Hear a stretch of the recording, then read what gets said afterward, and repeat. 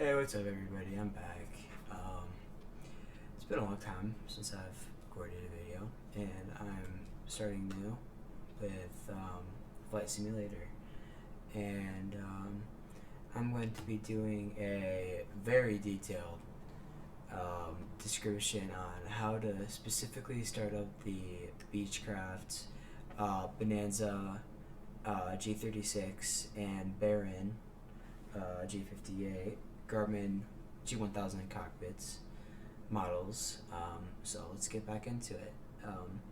And also, just want to mention, I am using external peripherals such as the Logitech Yoke system, multimedia, switch, throttle, rudder, whatever. But I will be getting a deeper look. And yeah, sorry I'm taking so long, but let's get straight into it. So, right down here, there's two buttons. You want to turn on your batteries, your alternators. We're going to do your avionics master and do your fuel switch pump, because later in the checklist you will need to turn that off. You want to make sure that your fuel is pumping through the engine. Now, depending on the environment you're in, you will need to turn on de-ice once it's around 32 degrees or lower. But I am actually on a trip around the world, and currently in Rome, Italy. So it is pretty crisp, 48 degrees, so we will not be using that today. We will also need airflow and hot air entries for us and the engine. Again, no anti-ice. We will not need pitot heat. Where is that? Pitot heat. Wherever pitot is, you will not need that. But for now, you will need wings lights. My bad. Panel lights, beacon lights, navigation lights, and strobe lights. Now, wings lights are only right here if you're flying at night, and you pretty much only need these at night. But strobe, beacon, navigation, those are all so that air traffic control can identify that there's a plane nearby, and they know who's coming in to the airport. Let's see. Sorry, I have a phone going off. Now you want to check your fuel selector here on not crossfeed, because you put it on the crossfeed, that will use both of your gas tanks on both of the wings. Like both fast. I can't talk. It will use it twice as fast. If you put it on for both, it will use one tank at a time. So if this one goes out, then you'll still be dependent on this one. And just keep in mind too, I'm still a pilot and in training too, so I'm on the way to learn. And as I progress in my learning abilities, I will post new tutorials. So now, let's see. I'm doing this kind of out of order. Floodlight, that helps. You'll need that. It turns on here. Then if you want to make it a little bit brighter, you can do avionics brightness, which makes your avionics brighter. Floodlight makes it brighter. Panel lights, which are these the lights above the little buttons that at night you're able to identify them. So today I will be flying to the island of Crete, and once I find that, I will come back to you. Sorry, there's a weird pause in between the videos, but I'll be going to Heraklion International Airport in the island of Crete. And if you don't have a keyboard like I am using, you can use this. The FMS controls. The bottom one goes in between the spaces, and this one chooses your letters. So, in order to figure out the airport that you'll be going to, you need to find the ICAO code, which is ICAO. You don't do the IATA code, such as if you were to do New York, that would be JFK. But if you were to do the ICAO code, that would be KJFK. Just like right here on my map. I don't know why my cursor isn't showing, but you can see on my map here, there's my little airplane, and then you can see the blue, which is LARF. Now in real life, the airport's code is FCO for Rome, but in this case, we're gonna put in L, and then we're gonna move a space, G, where's G? Just a second, we're gonna find G here. Okay. I, and then R. R. Okay, cool. Now you can see our barometer is 115 degrees and our distance is 720 nautical miles. So we're going to activate. Now, what we're going to do here is go into our procedures. We're going to select the approach. Now, I'm going to be on a map here. If you want to search up the runway, the airport, and kind of base it off of where you're going, you can sort of see what's easiest for you to land at. So in this case, I'll be on visual 09, which will be, oh my bad, wrong one. Now, you usually do visual when you're doing, still learning too, not IAS, but VRS, I have to think what it's called. Okay, so it's VFR, which is using your eyesight to figure out what is in front of you, and it's ILS when you are using your instruments. Now, I'm not exactly sure what the what it's actually called. There's a abbreviation. I'm still learning too, but in this case, we're going to be using the visual 09. Because if you want to see where we're going, if it's not rainy or anything, and we can see the strobe lights on the runway, then I'll be using visual VRS. My bad, I probably got that wrong. Now, after that, once you have that done, you want to go out here. My bad. You should see up here in the little corner it says final. Once you have that, it means you're all good. Scroll out. Now what you want to do here, now, depending on the airport you're starting at, like here I'm at a major international airport. If you're at a smaller airport in a more rural area, then this probably isn't going to work, but you want to do your departure. Now, in this case, the airport I am at is Rome, and for that it would be, let's see, I have to look that up. Rome International. Let's see. LIRF is the thing. So I'm just gonna do my keyboard here. RF. Let's see, where is it? Okay, here we go. Fiumicino. I don't speak much. Now I'm still looking at the departure, but I'm sort of kind of basing it off the direction I'm going in. So in this case here, we could use departure. Man, it's like going, oh well, it's a big circle or triangle sort of thing. We can use RATI1D. Load. Now we're all set for where we're to go. We're now going to set our altitude. So you set your altitude. So I'm used to doing it externally, not here. Now you can use your altitude here, but then you can see on my screen it goes up. You know what? I'm going to change my recording so you can see my mouse. Okay, hopefully my cursor should be in here. So you can see my altitude 700. In this case, I'm going to go to around 15,000 feet because my ceiling limit is about 20,300. And again, you do that right here, but I'm doing externally. Here, this goes up by thousands, and then here, this goes up by hundreds.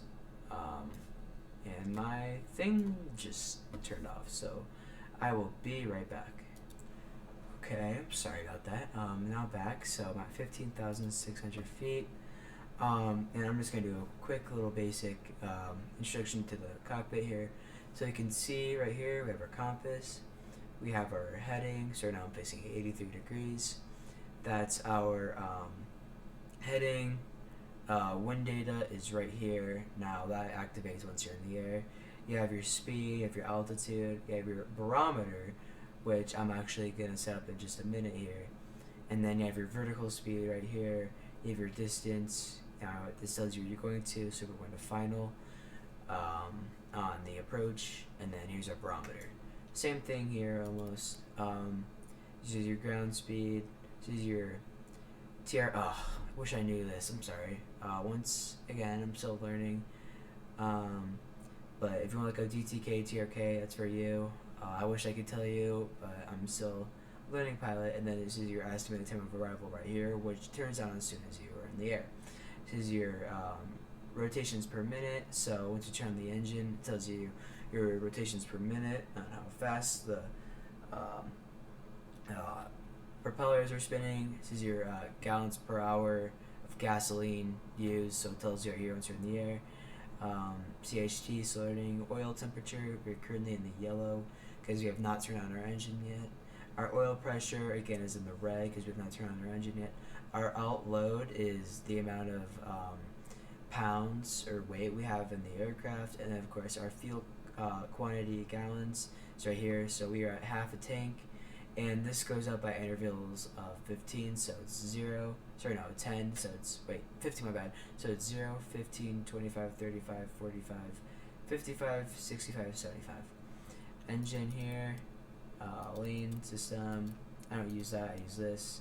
And then if you want a detailed map, keeps on doing this, you can see it tells you the different areas, and there's a key right here.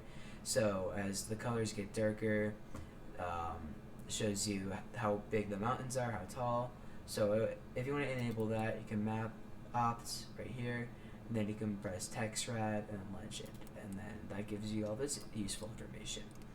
So we're going to also set our heading, which can be done right here. You want to turn it until it says 72 or 115 degrees. You can see that by going right here, and then if you want to set your CRS or CDI, my bad, you have to press this button right here and then turn it around until it goes to whatever it says right here. So in this case it says 84. Awesome.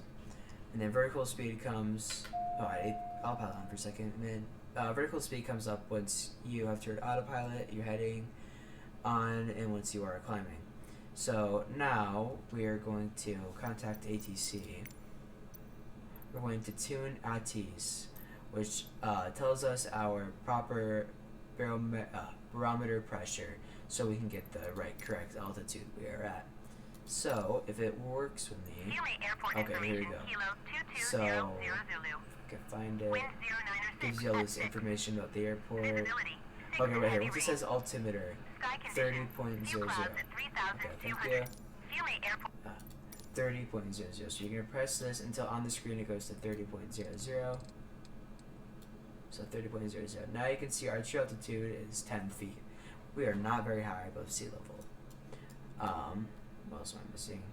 I'll make sure I got everything since, okay, we're good. Now what we're going to do is we're going to, this is only if you don't have enough fuel. I'm, again, going on my trip around the world. So I'm going to refuel to 95 to 100%. I'll do 100% because I'm going to need that. I'm going to request a fuel supply. Ground, Beechcraft, November, tree 009er. Could you please send a fuel truck? In a separate tutorial, I will be teaching how to interact with the radio and transmitter, transcom. Once I fully understand this and I can let everybody know how to do that, now we wait for that, we're going to start our checklist. So let's do that here. So we have parking brake, which is set. Our throttle levers are idle. Oh, I don't know why. There we go. And then prop RPM levers will be max RPM. So our condition levers right here. So the condition is the red. Prop is the blue, and then your throttle is this right here. And so a detailed description for all these little levers here are the throttle controls your RPM and the amount of speed you are, and your prop RPM is actually extremely helpful because if you're just using this, your throttle, you're not going to gain speed. Versus this increases the amount of RPM you uses in your engine, which gives you a faster and better takeoff and climbing to your cruising altitude.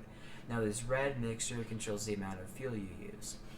On takeoff, oh sweet, they're already here, so we'll refuel to 100. Okay, it's as easy as that. So this controls the amount of fuel you use. When you are taxiing, I usually just let it go all the way here. And once you are on takeoff, you want to have the most amount of power fuel usage so that you can get a safe and stable takeoff. Now, I also do that on the climb up because you're getting the most power. And then once you reach your cruising altitude, I usually put it around 50%. I'm using the intervals on my throttle. I can't talk today. And that's around 50. Whatever works, whatever's good. Yeah. So condition levers. What's the condition lever? Oh, my bad. Condition. They have these weird names. Battery master switches. Those are going to be these. Make sure those are on. Alternating switches. That'll be the avionics right here. And then make sure your fuel selectors are checked on right here. Now make sure your right throttle lever is full open. To put that back up, goes back up here, and then we're gonna put our right fuel boost pump off. That's what I said earlier. We were gonna turn off. Now it means we have enough gas flow in our engine. Max RPM, full rich until the flow peaks. Now we're gonna put our throttle to 1/2 inch, and you'll see why in just a second. Now we're gonna start our right engine. Now I usually start both, because the left engine start is what the co-pilot does, and that takes forever. So you're going to put it on start, let it go for a couple seconds, and put it back to both. Okay, I did it a little bit too early. Okay, never mind actually. So, we're not moving. Now, this is where the half throttle comes in. You're going to put your RPM to about 1,000 just to make sure that they're spinning at the right speed. It comes up easier, but I'm doing it, not doing the AI. So you can see it right here. This is where our RPM is. We're just gonna make sure it goes safely to 1,000. We'll it under 1/2 inch. Okay, perfect. We'll call that good. Right engine start, check. Oil pressure is good. Both engines are on. Avionics master switch is on. Lights as required. And parking brake release. So now that we're going to start taxiing, we're going to put on our taxi lights and landing lights. You can see we get brighter, and I'm going to turn that off. We're going a little bit too fast. So, I need to grab QA ground Beechcraft November 3009er with Kilo request taxi for takeoff straight out departure. Let me turn my parking brake on real quickly. Now to taxi. Taxi 2, hold short of runway 07 via taxiway Whiskey So it's Victor telling me Zulu to go to Mike Alpha. runway 07. Contact tower on If you don't want to 11 use Decimal 7 when the ready. blue landing strips things that come on, just a Taxiing second. hold short runway they 07 will using taxiway Whiskey come just- Victor Zulu just a Mike second. Alpha Beechcraft You can go into 009er. your map, and you can use beforehand too, but 07 at 16R, 07, let's see, where's 07? I think this is it right here. 07, so cool. We're going to be taxiing through these taxiways here, and then we'll go onto the very end. Actually, no, we don't need the whole runway. This is a light aircraft, so be using that. And I'll start recording again once we're at the runway. Now you can see here like blue arrows, and runway 07 is 0.4 nautical miles, 4/10 of a nautical mile. We'll be using our map here, zoom in, and we'll be making a turn here. You can also see on our main primary flight display, our PFT, going off course, that there are these lines here. This is like, lines are perfect They help you with where to go, or you can just use these, or you can just use your map. There are so many different alternatives to use. Me personally, I use all of them, but in cases like this where I'm trying to learn and use the more realism as possible, I use the map and the guided yellow lines. So, once we get to the runway in just a second, we will line up with the runway lines.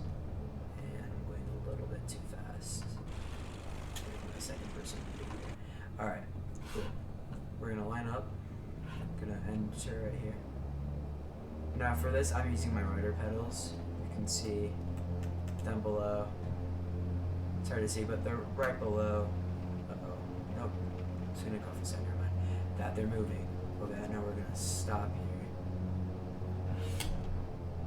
Okay. Line up with the lights.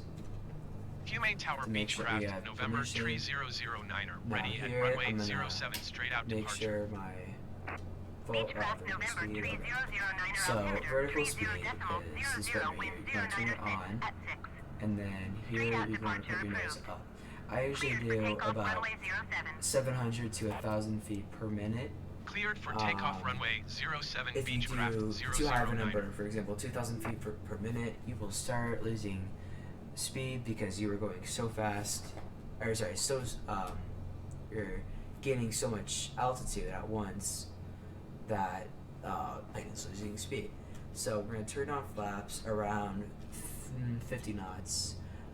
You're going to put them just to the approach setting, which are, flaps right there. And then here, this is where you put on your pitot heat. There you go, that lever right here. All that does is just, it warms up the engine for takeoff. Make sure your engine's all warmed up, not gonna get all messed up or anything. What else am I missing? Oh yeah, I'm gonna turn off my taxi lights here. And my landing lights, those are down there.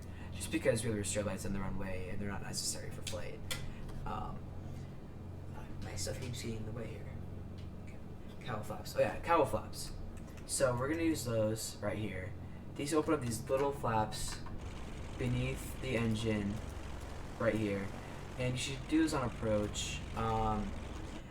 Most likely when most of the time when it's cold out, and well, depending on the environment, all it does is it lets the airflow, the heat of the engine get dissolved into the air below, so it doesn't overheat.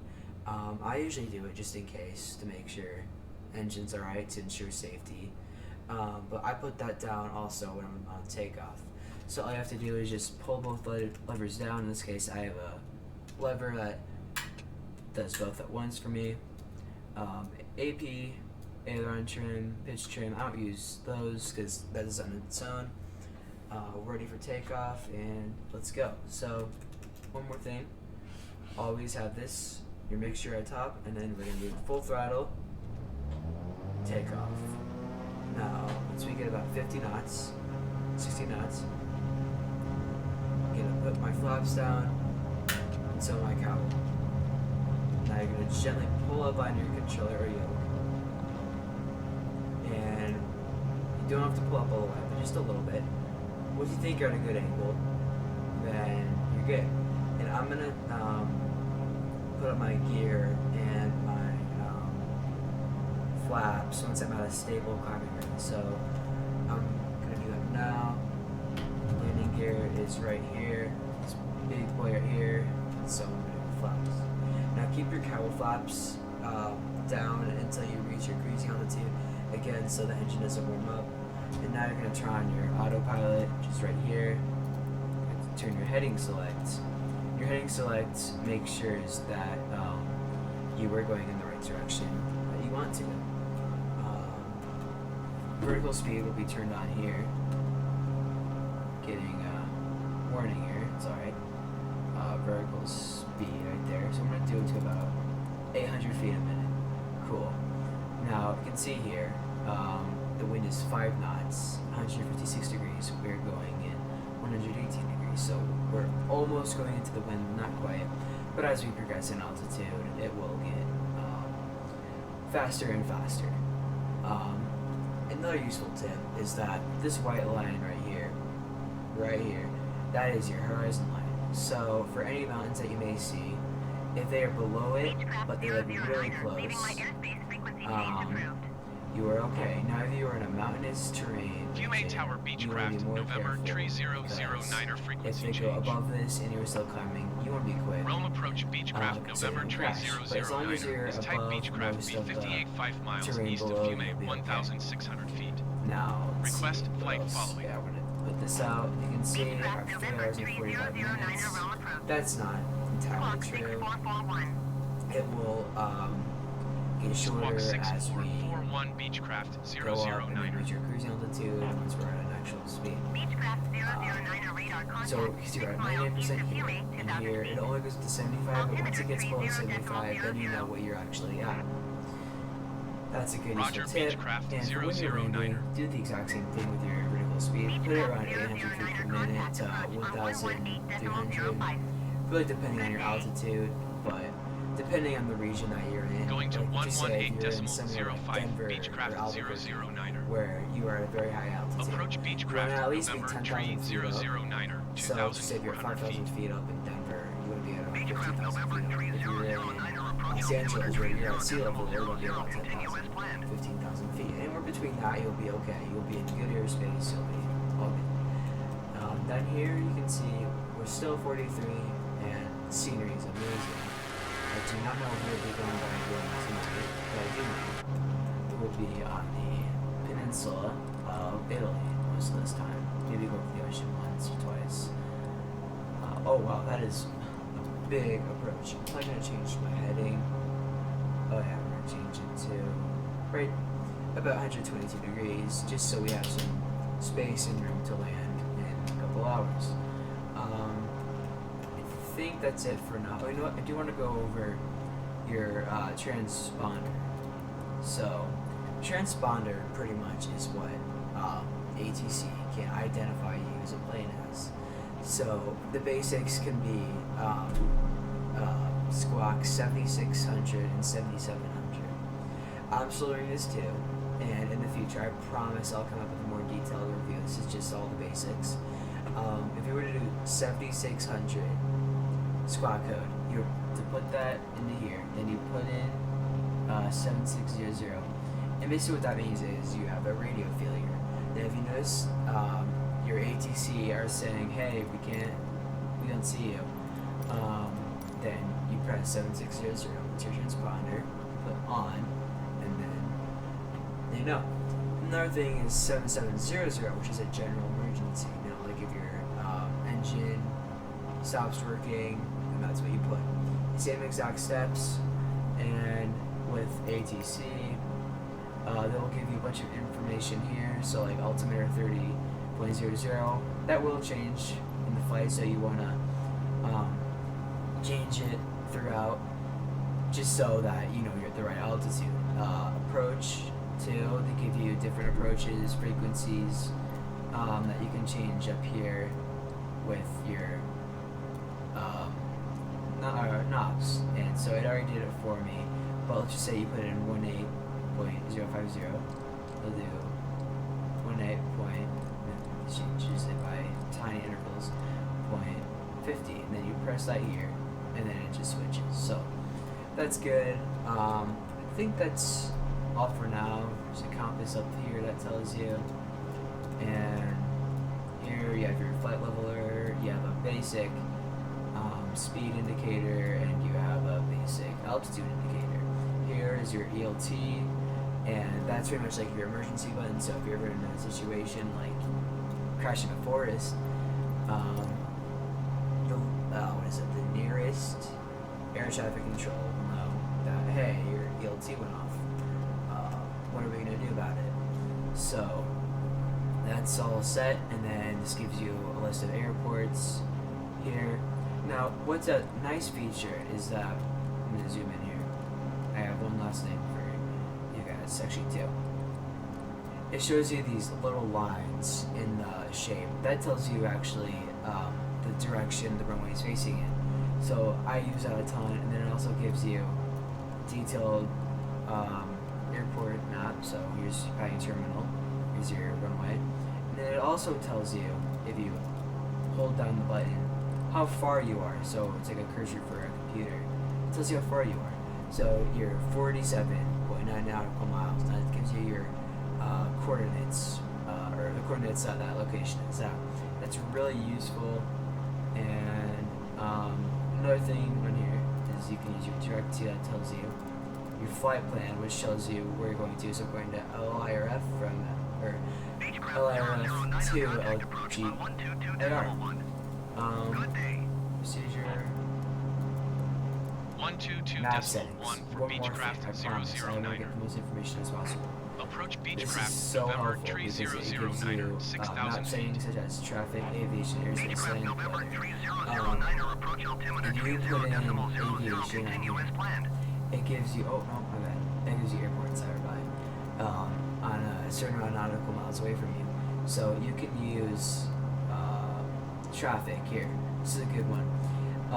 If you put in traffic symbols as 1,000 nautical miles in each direction from you, it actually tells you where are planes nearest to you. Now below that, it actually tells you, if there are 9 planes on here right now, it tells you their altitude. So if it says +9, or 9, that'd be 900 feet. If it says -9, I mean it's minus 900 feet. If it says 90, that's 9,000.